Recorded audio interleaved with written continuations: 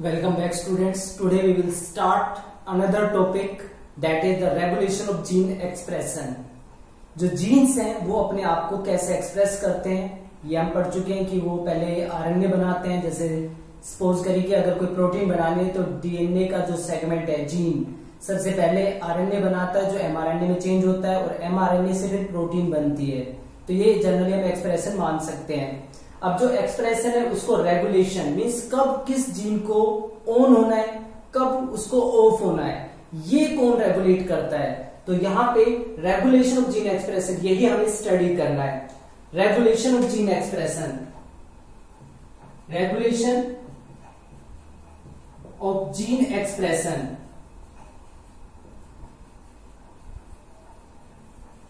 is a broad term, is a broad term यानी कि बहुत सिंपल टर्म नहीं है, काफी वास्ट टर्म है, इसमें बहुत सारी कॉन्सेप्ट यूज होती हैं।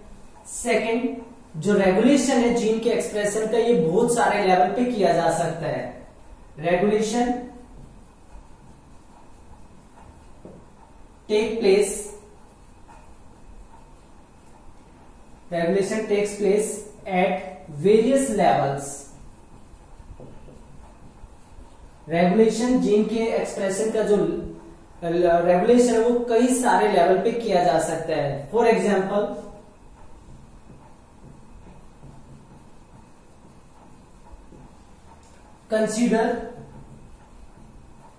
कंसीडर फॉर्मेशन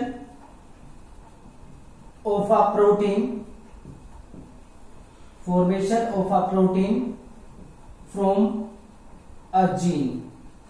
मान के चलते हैं कि कोई जीन है वो प्रोटीन बनाता है या कोई पॉलीपेप्टाइड बनाता है,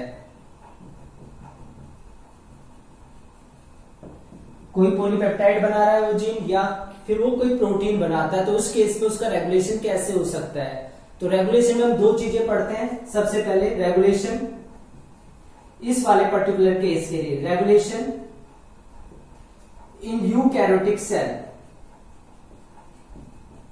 regulation in eukaryotic cell.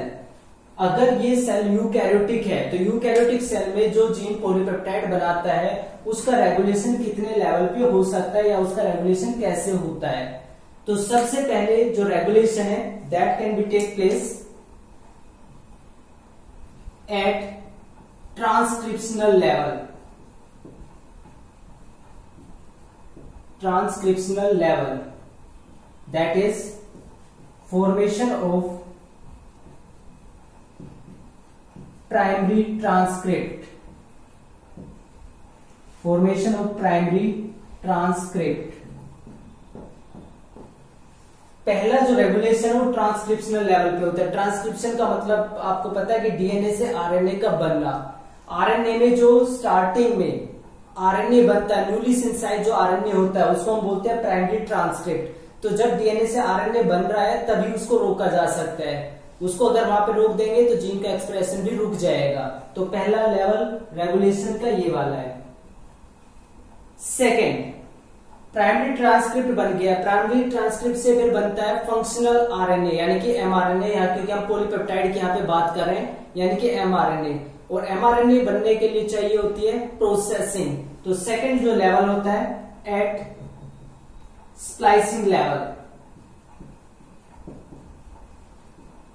that is formation of mRNA।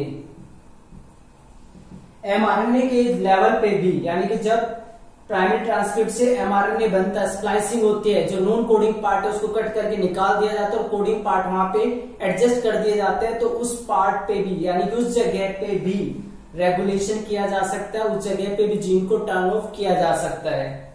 Third,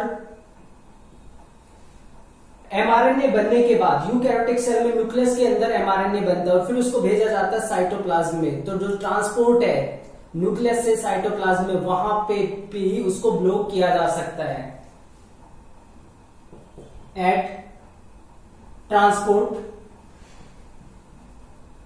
from nucleus to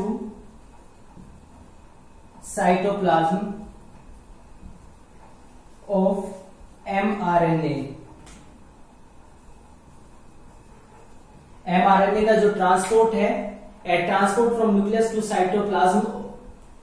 cytoplasm of mRNA, यानी कि एमआरएनए का जो न्यूक्लियस से साइटोप्लाज्म के अंदर ट्रांसपोर्ट है वहां पे भी उसको रेगुलेट किया जा सकता है। फोर्थ, अब एमआरएनए साइटोप्लाज्म के अंदर आ गया है, साइटोप्लाज्म में एमआरएनए से होता है ट्रांसलेशन।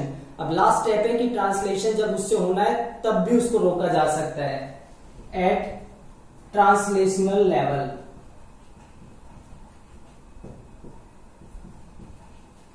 तो ये कुछ लेवल है जहां पे यूकैरियोटिक सेल के अंदर जीन को रेगुलेट किया जा सकता है, यानी कि ऑन तो वो रहता ही है, अगर उसको ऑफ करना है तो ऑफ कहां कहां पे उसको किया जा सकता है। ट्रांसक्रिप्शन लेवल, यानी कि जब वो प्राइमरी ट्रांसक्रिप्ट बनाता है वहां पे उसको स्विच ऑफ किया जा सकता है। स्प्लाइसिंग, जब डीएनए से आरएनए बनता है, जब प्राइमरी ट्रांसक्रिप्ट से एमआरएनए बनता है तो उसको स्विच ऑफ किया जा सकता है, या जब एमआरएनए न्यूक्लियस से साइटोप्लाज्म में ट्रांसपोर्ट होता है तो उसको स्विच ऑफ किया जा सकता है। एंड लास्ट ट्रांसलेशनल लेवल, यानी कि जब वो साइटोप्लाज्म में आ गए और साइटोप्लाज्म में आने के बाद वो अपने आप को एक्सप्रेस करता है, एनकोड करता है एक पॉलीपेप्टाइड को, तो वहां पे भी उसको रोका जा सकता है। तो ये वेरियस लेवल्स हैं जहां पे एक जीन को रेगुलेट किया जा सकता है यूकैरियोटिक सेल में, जब वो जीन एक पर्टिकुलर पॉलीपेप्टाइड बना रही है तब।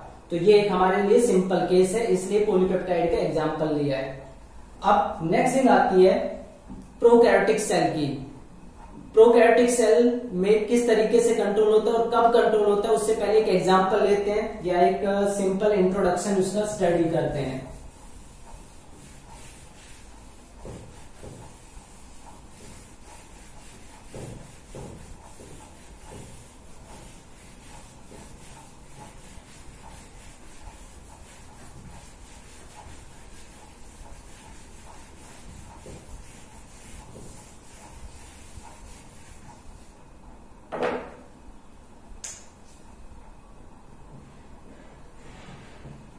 जीन और genes express to perform a particular function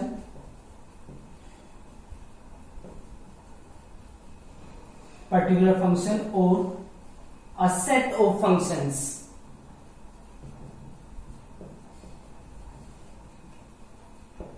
जो जीन या जीन्स हैं वो एक्सप्रेस करते हैं अपने आप को एक पर्टिकुलर फंक्शन को परफॉर्म करने के लिए या बहुत सारे फंक्शन का सेट परफॉर्म करने के लिए। एक एग्जांपल ले लेते हैं। For example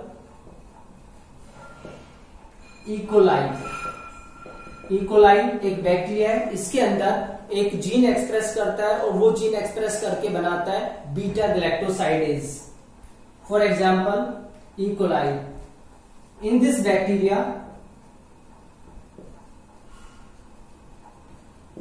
bacteria a gene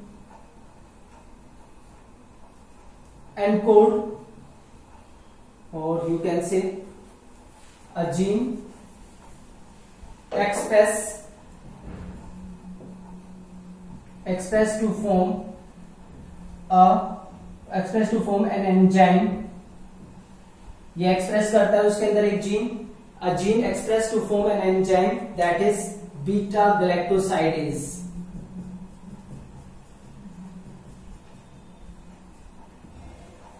एक जीन है उसके अंदर जो एक्सप्रेस करता है, एक्सप्रेस करके एंजाइम बनाता है बीटा गैलेक्टोसाइडेज। अब बीटा गैलेक्टोसाइडेज काम क्या करता है? बीटा गैलेक्टोसाइडेज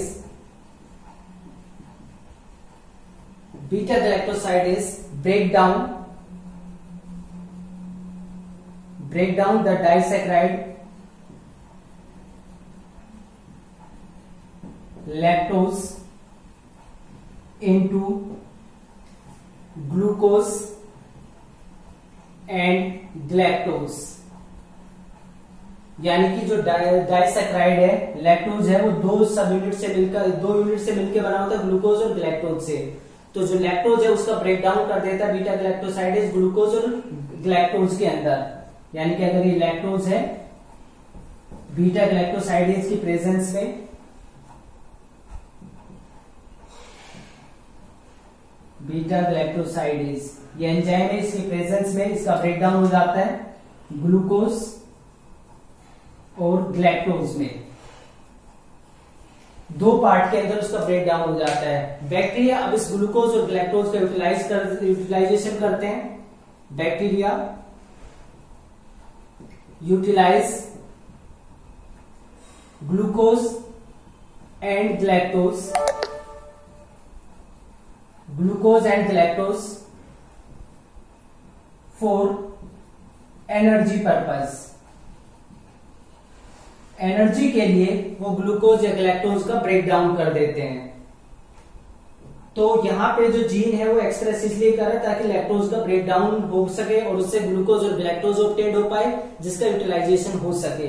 लेकिन अगर जिस मीडियम के अंदर बैक्टीरिया ग्रो कर रहा है, अगर उस मीडियम में लैक्टोज प्रेजेंट ही ना हो, तो क्या इस बीटा गैलेक्टोसाइडेज एंजाइम की जरूरत पड़ेगी?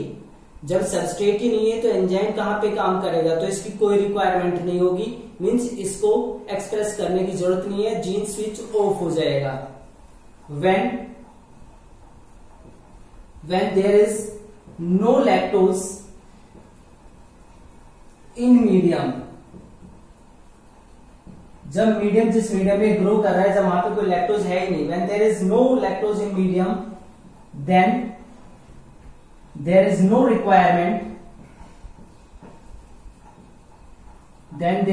requirement of beta galactosidase. तो बीटा गैलेक्टोसाइडेज की भी कोई जरूरत नहीं बचती है। तो यहां पे रिक्वायरमेंट के अकॉर्डिंग एक पर्टिकुलर जीन का एक्सप्रेशन या उसका जो स्टॉपेज है वो होता है। अब यहां पे हम किस कंक्लूजन पे पहुंचते हैं कि जो जीन का रेगुलेशन है, एक्सप्रेशन या उसका जो एक्सप्रेशन को रोक देना, स्विच ऑफ उसको करना, वो डिपेंड करता है मेटाबॉलिक रिक्वायरमेंट पे, फिजियोलॉजिकल रिक्वायरमेंट पे या एनवायरमेंटल कंडीशन पे। ऑर्गेनिज्म की रिक्वायरमेंट क्या है और एनवायरमेंट में क्या चीज प्रेजेंट है, किसके अकॉर्डिंग उसको काम करना है, उसके अकॉर्डिंग जीन का एक्सप्रेशन होता है।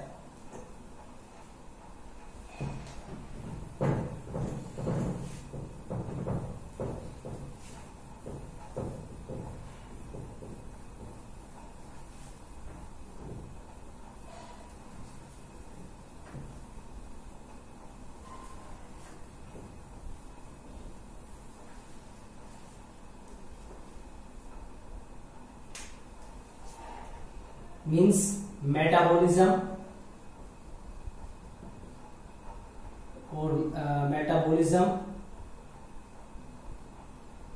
physiological conditions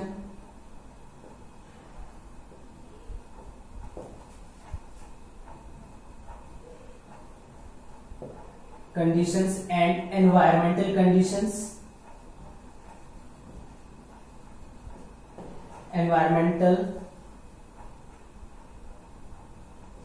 conditions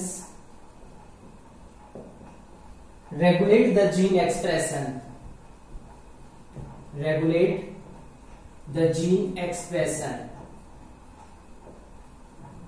जीन का जो एक्सप्रेशन है वो अब 3 चीजों के ऊपर डिपेंड कर रहा है।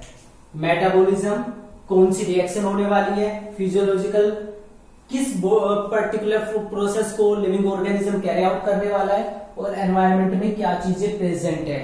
तो ये 3 चीजें डिसाइड करती है जीन के एक्सप्रेशन को। इसके अलावा development and differentiation,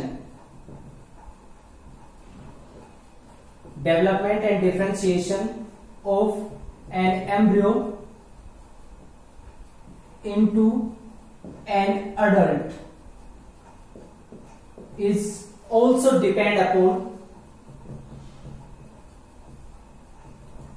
depends upon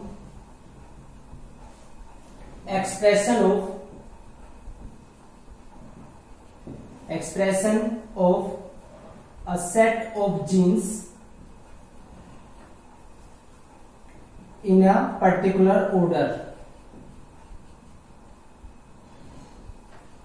एक एम्ब्रियो को एक अडल्ट बनाना है, तो एक एम्ब्रियो से जब अडल्ट बनता है तो उसका जो अडल्ट फॉर्मेशन है वो भी बहुत सारे जीन्स के फंक्शंस के ऊपर डिपेंड करता है, और वो भी एक पर्टिकुलर ऑर्डर में कि किसके बाद कौन सा जीन एक्सप्रेस करना है। जैसे हमारे केस में यंग वन का जब बर्थ होता है तो उसके केस में कोई टीथ प्रेजेंट नहीं होते, लेकिन जब वो कुछ टाइम पीरियड उसका पास हो जाता है उसके बाद टीथ अपीयर होने स्टार्ट होते हैं। बॉडी के ऊपर जो हेयर्स का डेवलपमेंट है, फेशियल हेयर्स का डेवलपमेंट है, वो प्यूबर्टी के टाइम पे होता है। तो यहाँ पे सभी जीन्स का जो रेगुलेशन वो पर्टिकुलर टाइम से बाइंड है, मीन्स एक पर्टिकुलर सीक्वेंस में जीन का एक्सप्रेशन होता है। उल्टा नहीं हो सकता कि पहले बॉडी हेयर डेवलपमेंट हो गया उसके बाद टीथ का डेवलपमेंट हो रहा है, या पहले कुछ और पार्ट डेवलप हो गया बाद में कोई और पार्ट डेवलप हो रहा है। तो यहाँ पे पूरा एक सीक्वेंस में बहुत सारे जीन का जो सेट है वो अपने आप को एक्सप्रेस करता है और तब जाके कोई एम्ब्रियो अपने आप को अडल्ट में चेंज कर पाता है। तो अब बात करते हैं regulation of gene expression in prokaryotes. Prokaryotes में जीन का एक्सप्रेशन किस तरीके से होता है, क्योंकि इकलाई का ही हमने यहाँ पे एग्जांपल लिया था। Regulation of gene expression,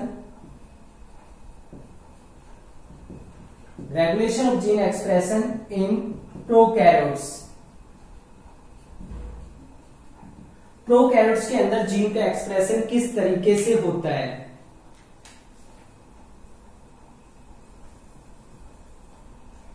gene expression में सेम वही है, पॉलीपेप्टाइड फॉर्मेशन होनी है। तो सबसे पहले आरएनए बनता है, एमआरएनए बनता है, उसके बाद ट्रांसलेशन होती है। अब यहाँ पे जो हमने 4 स्टेप पढ़े थे यूकैरियोट्स के केस में, क्या यहाँ पे भी चारों लेवल पे रेगुलेशन हो सकता है?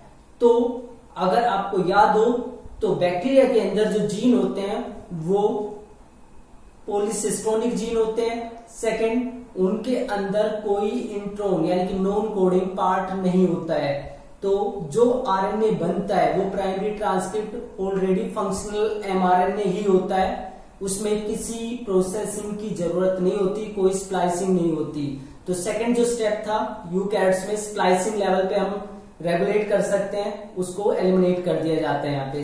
थर्ड पॉइंट जो है वो ये होता है कि जो एमआरएनए उसको ट्रांसपोर्ट किया जाता है न्यूक्लियस से साइटोप्लाज्म में, लेकिन यूकैरियोट जो प्रोकैरियोटिक सेल है वहां पे तो न्यूक्लियर मेम्ब्रेन होती ही नहीं है, तो ट्रांसपोर्ट लेवल पे भी कंट्रोल नहीं हो सकता है।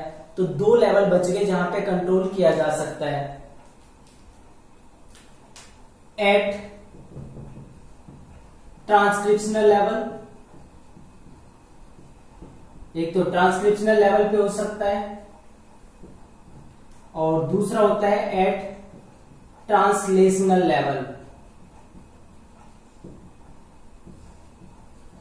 2 लेवल पे हो सकता है, ट्रांसक्रिप्शनल लेवल और दूसरा है ट्रांसलेशनल लेवल। अब ट्रांसक्रिप्शनल लेवल जो है वो ज्यादा प्रेफर किया जाता है कंट्रोल के लिए, जबकि ट्रांसलेशनल लेवल को प्रेफरेंस नहीं मिलती है। अब ऐसा क्यों है? सपोज करिए डीएनए से आरएनए बन रहा है, वहां पे उसको नहीं रोका गया है, काफी सारी एनर्जी खर्च हो गई है। फिर आरएनए से प्रोटीन बननी स्टार्ट हो गई है और अब जाके उसको रोका जा रहा है। तो डीएनए से आरएनए बना और आरएनए से हमको अनकोडिंग स्टार्ट हुई है, तब उसको रोका जा रहा है। तो बहुत सारी एनर्जी तो वेस्ट हो चुकी है ऑलरेडी। तो इतनी एनर्जी वेस्ट करने का क्या फायदा? ज्यादा अच्छा नहीं होगा कि अगर उसको ट्रांसक्रिप्शनल लेवल पे रोक दिया जाए? तो जो प्रोकैरियोट्स होते हैं उनके केस में जो प्रीडोमिनेंट साइट होती है जीन एक्सप्रेशन को रेगुलेट करने की, वो ट्रांसक्रिप्शनल लेवल ही होता है। So it is the predominant site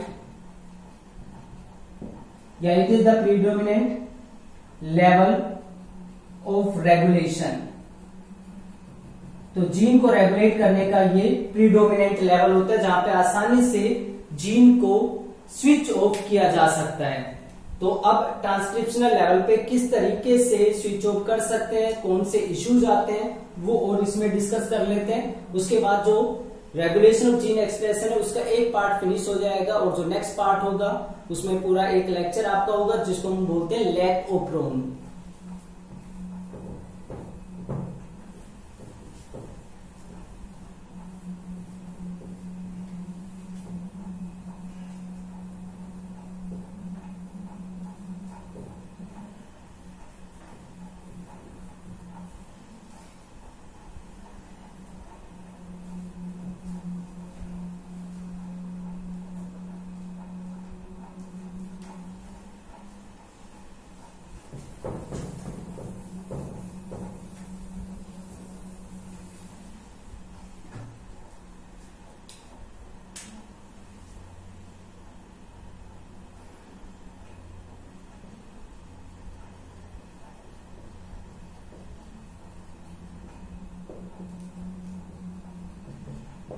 transcriptional unit, ये आपको पता है ट्रांसक्रिप्शनल यूनिट होती है a segment of DNA.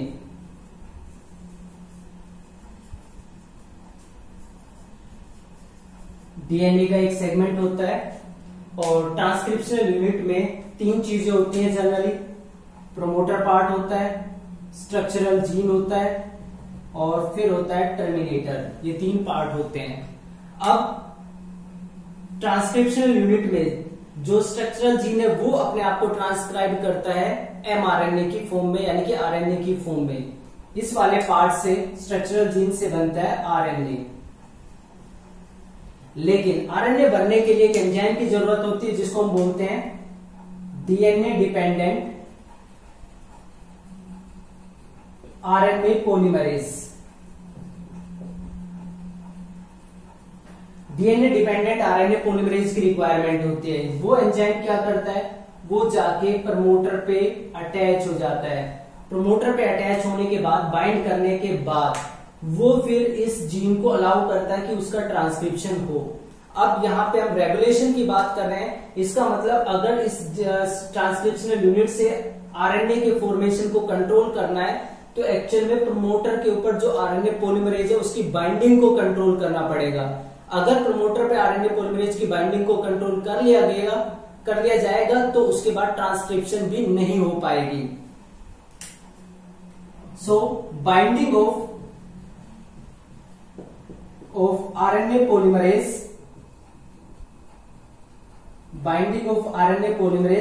Eight promoter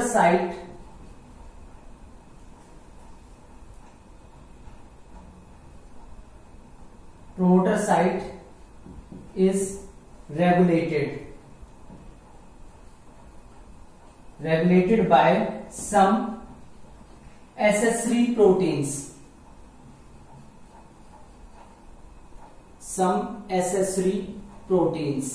कुछ एसेसरी प्रोटीन्स होती हैं जिनको जो प्रोटीन्स होती हैं वो आरएनए पॉलीमरेज की जो प्रमोटर साइट है उसके ऊपर बाइंडिंग को कंट्रोल करती है।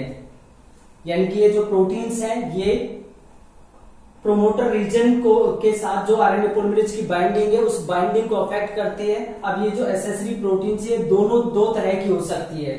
एसेसरी